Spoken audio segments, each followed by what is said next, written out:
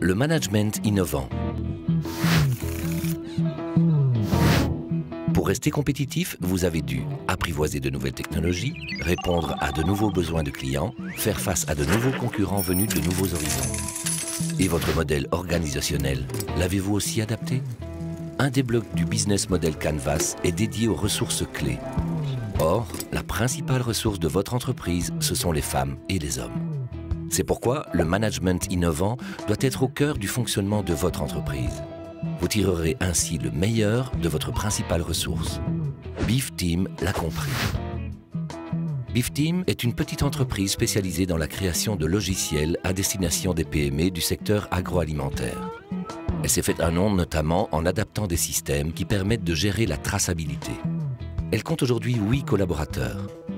Depuis quelques années, cette entreprise a décidé de changer en interne sa manière de fonctionner. Auparavant, nous avions les programmeurs et qui programmaient, les personnes du service client qui répondaient au téléphone au service client. Celui qui faisait de la formation faisait que de la formation et la secrétaire faisait du travail de secrétariat. Actuellement, c'est plus du tout le cas. On a des programmeurs qui sont des vendeurs, qui font du service client. On a du service client qui fait de l'analyse également. La secrétaire participe à la stratégie commerciale. Voilà. Ce décloisonnement apporte un plus aux collaborateurs de l'entreprise. Aujourd'hui, les valeurs et les objectifs sont davantage partagés et se répercutent aussi positivement sur la clientèle. Mon objectif avant toute chose, c'est le bien-être de chacun ici, qui de toute façon va découler par une équipe plus soudée, plus solidaire et qui donnera, par la force des choses, de bons résultats pour l'entreprise, pour le dynamisme de l'entreprise. Un exemple concret aujourd'hui. Plus de 70% du chiffre d'affaires est réalisé par l'ensemble des collaborateurs.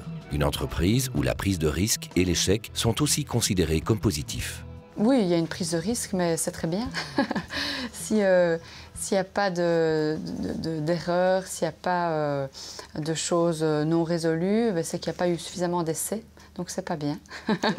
Donc il faut qu'il y ait du risque, de la prise de risque. Et c'est pas grave si on se trompe. On fait 2 pas en arrière et on continue à avancer. Et pour cette évolution vers un management plus innovant, l'entreprise a aussi pu compter sur le soutien des conseillers d'entreprise du BEP qui ont accompagné la démarche. On a un coach qui nous aide au quotidien, chez qui on peut aller pour poser une question, vers qui on peut se tourner quand on a une problématique, qui nous répond par rapport à cette problématique ou qui nous guide vers d'autres personnes plus spécialisées en la matière.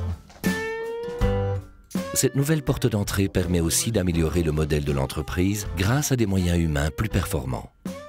Adopter de nouvelles pratiques innovantes de management. Avec le BEP, le client privilégié, c'est vous.